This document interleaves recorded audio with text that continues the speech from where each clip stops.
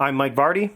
Meal planning is important because it prevents us from being a disappointed wreck when dinner time comes around and we have no clue what to make, or even if we have the ingredients to make the meal.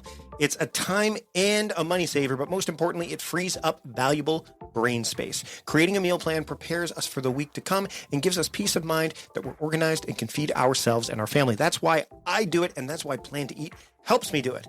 Your subscription includes access to the Plan to Eat website and fully featured mobile apps on iOS and Android.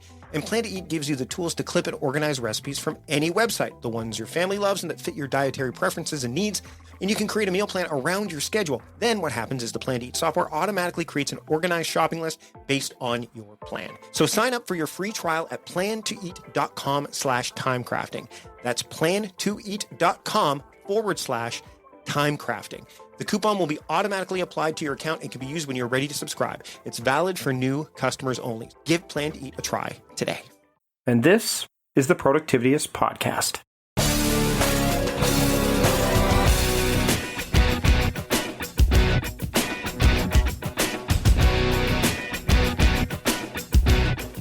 Big thanks to all of you for joining me this week on the Productivityist Podcast. I am Mike Vardy, and with me today, I have Briana Borten. She is one of the co-authors of The Well Life, How to Use Sweetness, Structure, and Space to Create Balance, Happiness, and Peace. The book came out December 2nd, 2016, and I really had a great time chatting with her. We talked about the idea of self-automation. We talked about, the idea of a baggage list, so many really cool things. The book is interesting. When I chatted with her, I didn't have a chance to read it in its full. I really enjoy a lot of the messaging behind it. So a bit of background on Briana is that she's a wellness entrepreneur and she's a peace engineer, which I find is a very interesting term, but she inspires people to live extraordinary, healthy lives and create what they want. She learned early on that she was capable of creating her own destiny. And at 23, she opened the Dragontree Spa in Portland and now owns multiple spas and businesses. So she's been quite the success, and you're going to hear her story, as well as some ideas behind the contents of the book, The Well Life. So let's just get right into it. Here's my conversation with Briana Borten here on the Productivityist Podcast. So any time of year is a great time of year to start to establish a life that treats you well. Isn't that right, Briana? Yes, for sure. Thanks for joining me today on the show. Thank you so much for having me. So you are the co-author of The Well Life, and this book has been out for a little while now. And can you kind of go over the first off, the reasoning? First off, what's the book about? So for my audience that's not familiar with you and your work, and what's the book about, a little bit about you, but also why you chose to write this book. Because, I mean, let's be honest, there are a lot of books out there that kind of dive into some of this stuff, but nothing's quite like kind of shouted at me, which I don't think is what you intended, but to say The Well Life, it's like, it definitely drew my attention. So First off, like a little bit about yourself, and then maybe dive into the reasoning, what the book is about, and the reasoning behind, putting it out there for people. Yeah, I'd love to. So my husband and I wrote the book together, and we started the Dragontree, which is our company, 13 years ago. And we started as a spa, a holistic spa. He has a background in acupuncture and oriental medicine, and I have a background in Ayurvedic medicine, which is the medicine from India. Mm-hmm. And we came together to create the spa, and, it went really well. We added 2 more spas. We started a line of products. So we have bath and body products and pain relief products and herbal tinctures. And then we asked our clients, we're here for you. We want to help you in any way we can. And what can we do for you? What are you struggling with? What's going on for you? And one of the main things that we heard back was, I feel really balanced when I'm with you, when I'm at the spa or when I'm using your products. But outside of that, I don't know how to create that for myself. Or I see you creating all these things and also having a marriage and children and being happy. And how do you do it? Like, how do you get your goals while maintaining this kind of life? And then a lot of people just saying, I get really overwhelmed and I can't get my goals. And that feels like such a struggle for me. And it really made us expand our definition of wellness because we were always so focused on, mind, body, spirit wellness in this like very specific way. And we really realized that we needed to expand our definition to include things like ease and having an abundant money and having healthy relationships and feeling like you can get your purpose out in the world and live with passion. So when we started looking at like all of these other aspects of what creates a real well life, we realized that we really wanted to help people create that because it's so important and we knew how to do it. So we started dissecting kind of like, well, what did we do? Like, how do we do this? And we came up with this very like elemental system. And I think it's probably because we both have backgrounds in elemental based medicines that made us think of it in that way of creating balance as a balance of different elements. And the elements that really came to us as we looked at what we were doing that created that for ourselves and what we saw worked for other clients when we started using it with them were these elements of structure, sweetness, and space, and how those things, when they're applied to all areas of our life, really create a balanced life. That doesn't mean like balance like you're on a mountaintop all day, but that you can like really live in this life and have kids and a family and get your goals while, also taking care of yourself and feeling at peace. Let's talk about sweetness. One of the elements there, sweetness, something you really hear very often when it comes to like kind of a structure or a framework. Can you dive into that part of it in particular a little bit and unpack that a bit for everybody?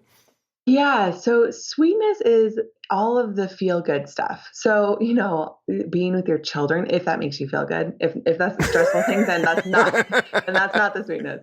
For me, I really love it. So like being with my kids and cuddling or, a nice dinner with friends, or it could be, swimming in the ocean or dancing.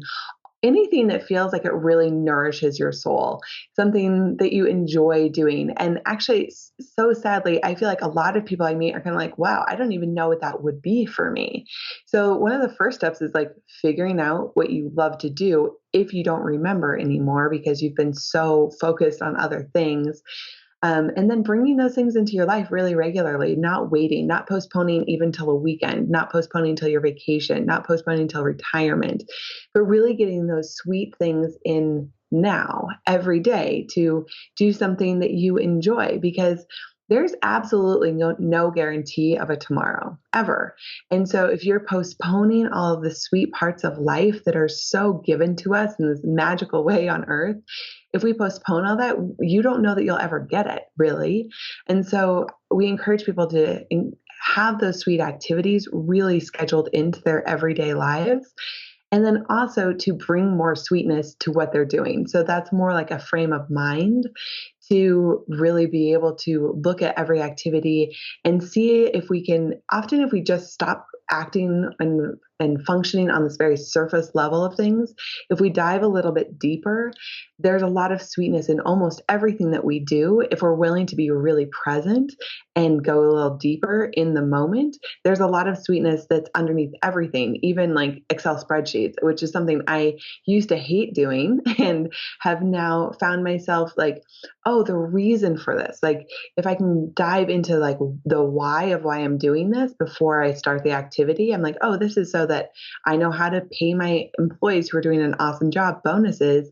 And I love those people and I really want to give them money and I want to do this. So it changes something that can just be like a rote activity that you maybe have disdain for. Mm-hmm. And it can bring that into a deeper part of you and allow you to have sweetness in that moment.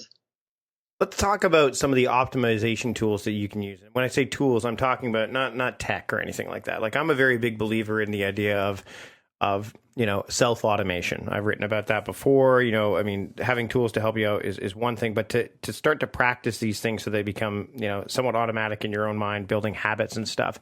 And one of the things that I've been doing recently, and I started this before, I know a lot of people here, if they're listening to this, it's maybe the start of the year for them. For me, I start my year in September. So it took me a bit of a running start to get into the idea of, I need to align my mind and my body a little bit more.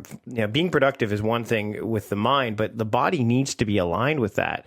And you dive into that quite a bit in here. Can you kind of explain some of the reasoning that you found, as to why, once you started to do that, once you started to say, hey, let's align things like sleep and that kind of thing, that you found that life just overall, improved? It may sound pretty reductive and simple, but I mean, how does that happen, and where do you get started with that? Yeah, well, two things. I'll start with the first one, which is, these ideas, and we go through these 8 fundamental things to get your body and your mind really at like a foundational level healthy.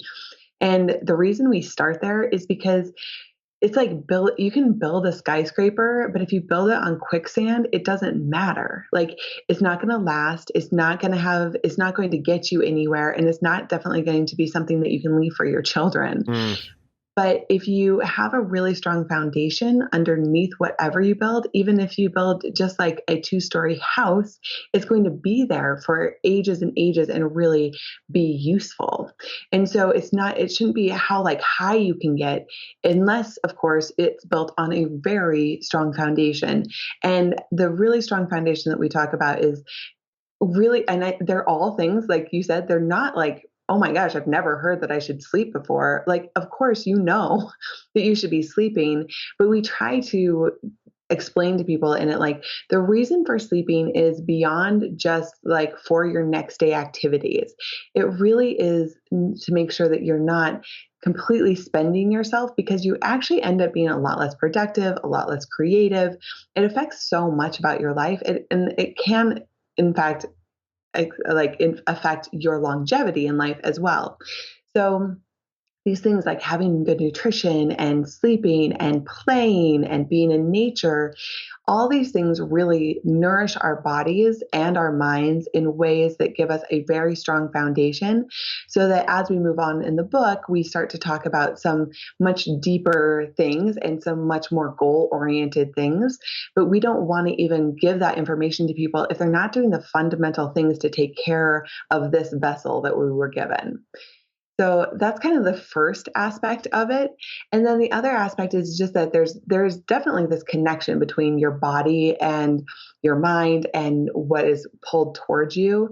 And it's this idea of, matter existing in thought and in feeling, like, as getting more and more dense. So there's like thoughts and then feelings, and then you actually feel that in your body. And that's like the densest place that exists.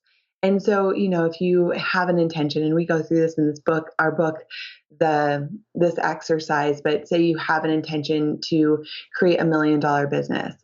If you have that intention, but every time you think that inside your body, you tense up, there's like, your body is restricting that from coming into being. And so we go through a lot of things to release that tension that comes up in your bodies, because it's like such this pool of information that we're given in our bodies, where if you stop and pay attention to it, you can actually release things that would take years of therapy to release if you were only using your mind. So our bodies are really useful in that way, that we can get through things so quickly. And I guess further to that, you could figure out if that intention is even something you should be intending in the first place, right? Yeah, definitely. And I kind of feel like that's like, you can have an intention and all of a sudden your body, you can feel like a little sick. That is like generally like not a good sign that you should be going for that. Well, I mean, for me, one of the examples is I was working out, and I've got this program by a friend of mine who also has been on the show, Di Manuel. He's got a 28-day, whole life fitness manifesto. I hadn't worked out in a while. It'd been some period of time, and you were supposed to do high intensity workouts for 28 days straight. But I also wanted to get back into running. I shared an article about why writers run, and I'm like, oh yeah, I totally am into that, and I want to get back into that. So I was trying, and this is, if you ask my wife, she'll totally say, like, I'm of two things. I'm either fairly even keel, or I go to one extreme or the other. And I was like, I'm going to run, do the Couch to 5K program and do these 28 days. And, I took a step back. I disconnected. I want to talk a little bit about this in a second. And I decided, you know what? I don't need to do it in 28 days, because if I try to do it in 28 days, I kind of listen to my body. And I recognize that what if I took 56 days? What if I did it every other day? Give my body the opportunity to replenish and heal itself on those. And, instead of running every other day, I only run like the 3 times per week that the program says. Within 8 weeks, I will have been able to run the 5K if I do this consistently, and I'll have the same results that I would have had if I did it in 28 days.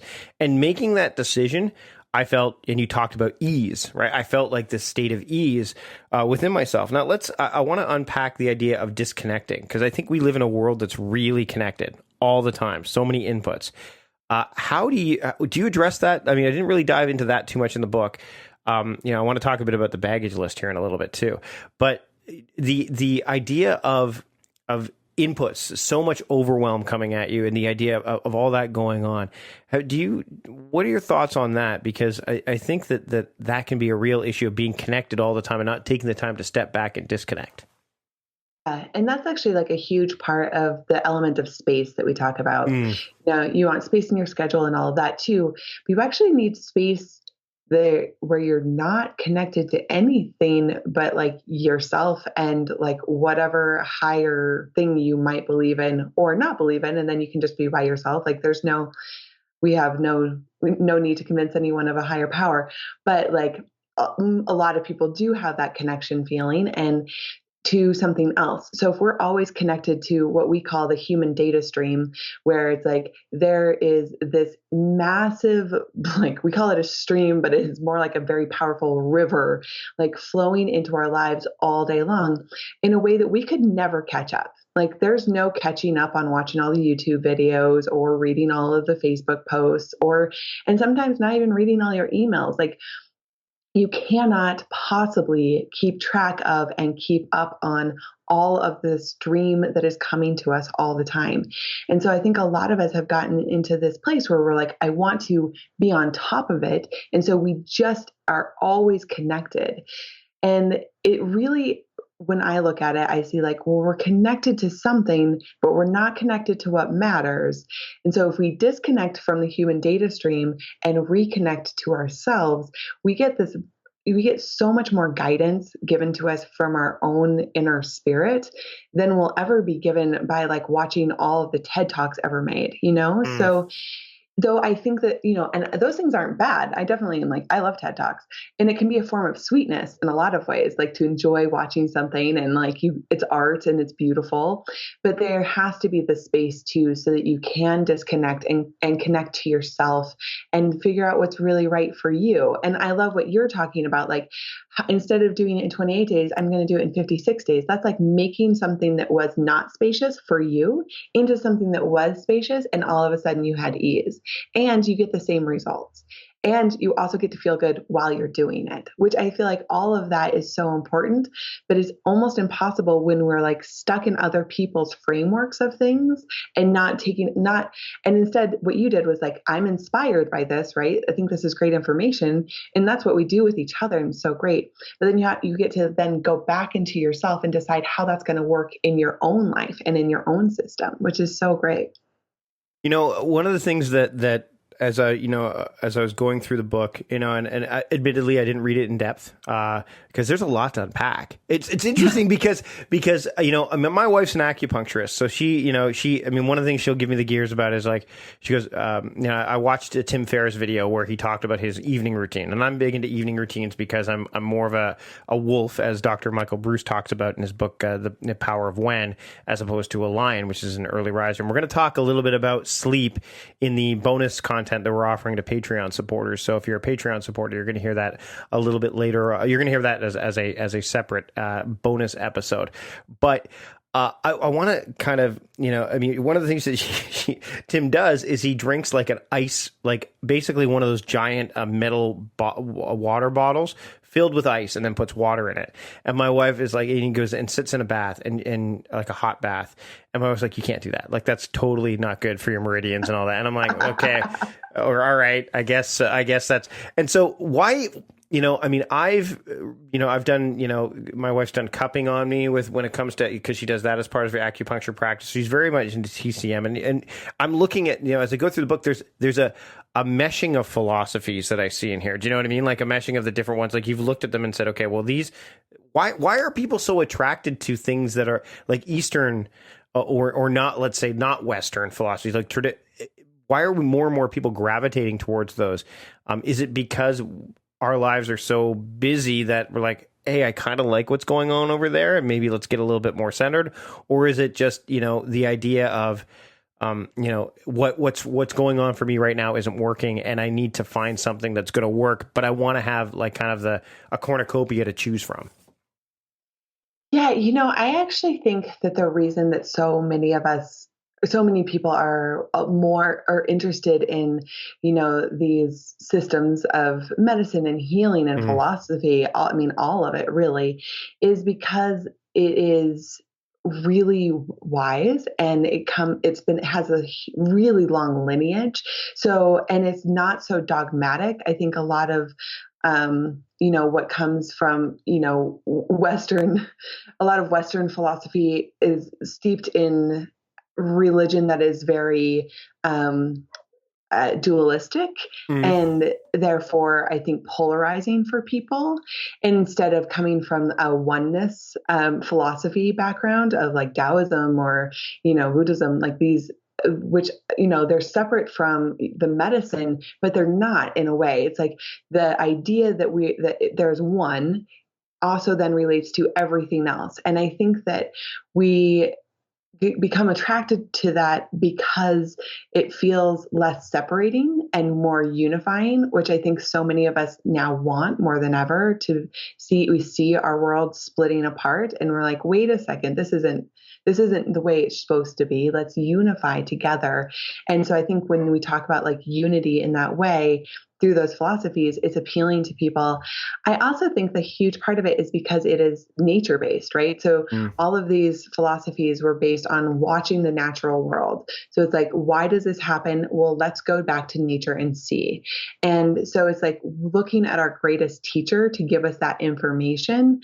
And I think a lot of times now, especially in the United States, in the Western world, especially in cities, we can feel really disconnected from nature. Like we use it as scenery, we might have a picture of nature in our house, but so many of us aren't getting out and actually being in the nature. And so I think that there's a missing in us. And so we want to like return to that and return to these foundational elements that are going to help direct our life in a way that's going to have the greatest good for us in mind, instead of, maybe like the societal good that is given to us. Like, oh, you want like the house with the white picket fence and all the things and like the bigger TV and, the messages that we're getting all the time from companies and people that want us to buy things so that we feel like better about ourselves.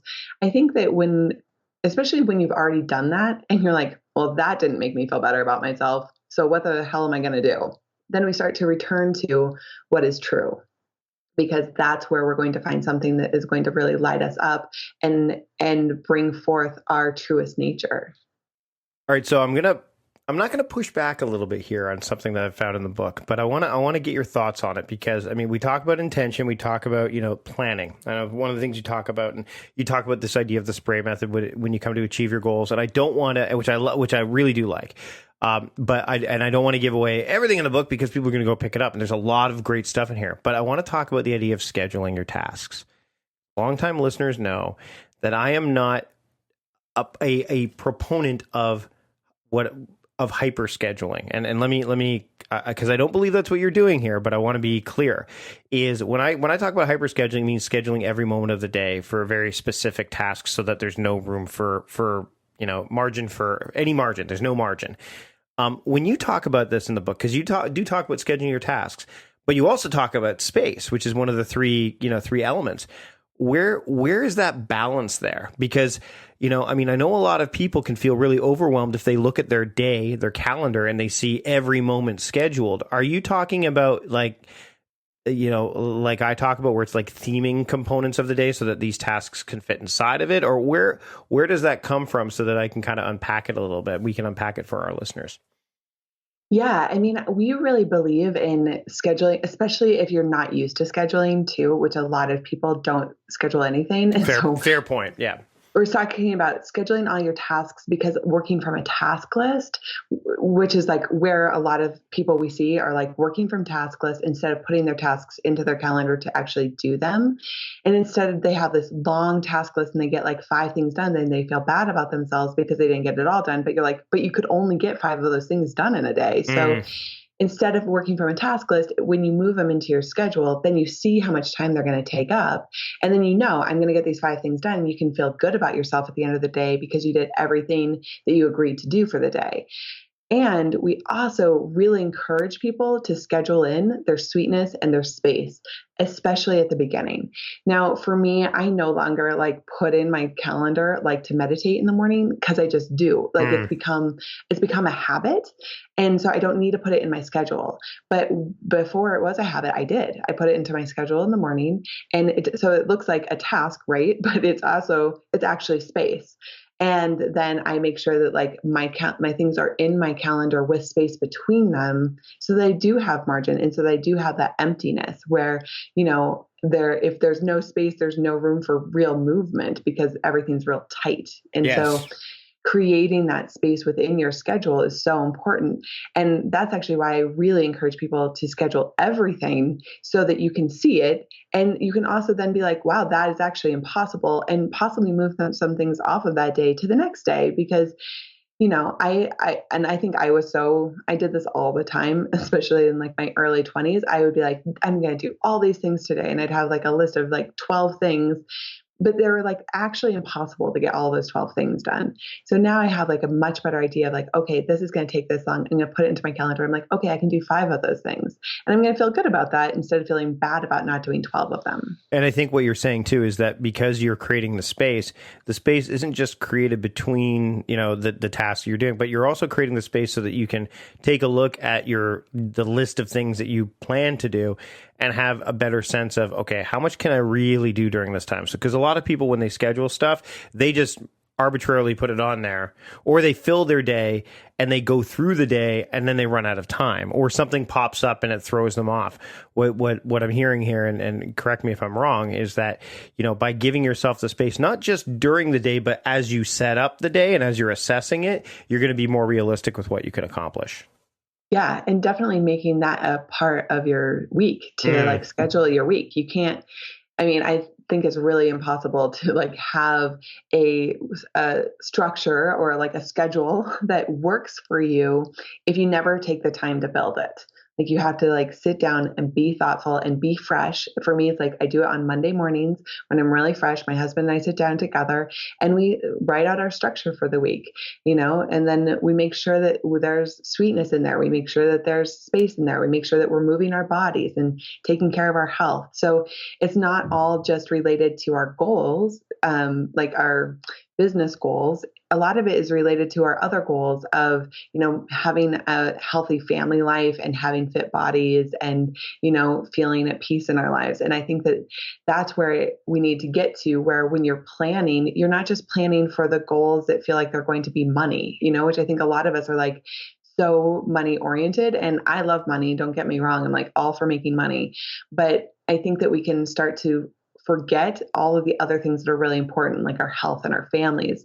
So looking at them holistically and looking at your schedule, your week that's ahead of you, and scheduling it so that it really includes all those things. So at the end of the week, you've worked towards everything. Awesome. Briana, before we wrap up, I got a couple more things I want to cover with you. One is the idea of journaling. And then I want to get into an exercise that maybe people can do, or at least start thinking about to give them something actionable to take away. So journaling is something that you mentioned near the tail end of the book is again, creating space for that. And when do you journal, and how, do you journal in the morning and the night? And how do you journal? Because that's something I believe that's really important as well. Yeah. So I journal in the morning and I write my intention for the day. Sometimes I write about any dreams that I had if they feel significant to me, but that's just because I like to track my dreams. And I write about my intention for my day and, anything else that is just coming up for me that I want to get out. So maybe it's a feeling that I'm having, or if I'm feeling tense about something, I'll write about it. Just say I'm feeling tight about this situation, and and then I meditate after I journal. So I journal and then I take the time to do a meditation to kind of release anything that I'm holding on to, so I can go into my day nice and fresh. And then at the end of the day, my husband and I do a meditation practice together, and then I journal at the end of the day too. And at the end of the day, I write down things I'm grateful for. And then I try to write down like any little things that happened with my girls just so that I have it, so I remember it for the rest of my life. And then I also write like a little note to my higher self, like asking, myself to really like show up and be there and allow, it's different things all the time, but it's usually like, please allow me to be more patient, or please allow me to, show up in the world to my highest good, something along those lines, so that I'm remembering to like have that conversation where I'm wanting to become my best self. Awesome. And, I only journal at the end of the day, mainly because I'm not up early enough I need to jump into the day with my morning routine pretty quickly thereafter. But there's such a power in journaling, and I've written about that many times. And of course, my listeners can find that stuff at Productivityist as well. But I want to, there's this idea of the your baggage list. And I want to really explore that. They can pick up the book and they can do that as well. But what's the idea of the baggage list, and why is it important for people to really take a look at it and kind of complete that kind of exercise? So I know it's like no one's favorite. Like we always have. I like the end of the episode on a real sour note. So. Yeah. Because everybody loves talking about their baggage.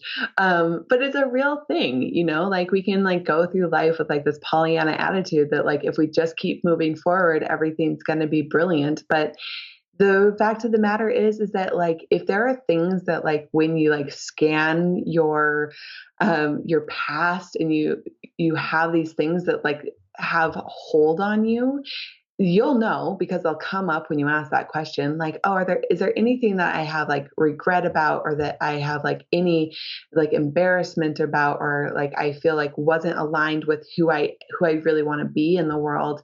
When you ask that question, things come up. And if we just ignore those things and never look at them again, they're just going to be like right under the surface and undermining everything that we do forever. And so we can still move forward, but it's not going to be with as much power as we could have if we looked at what those things were and just started to like unravel them a little bit. Like, oh, okay. Like, and you don't have to like write down every single thing. If it doesn't have a hold on you, like if you look back and you're like, oh, wow, I stole 50 cents from my grandma when I was 4, and you don't have like any feeling about that, you're like, who cares? Then that's not holding you back from anything. But it could, on the other hand, be something that you're like, oh my gosh, I stole 50 cents from my grandma. I'm such a bad person.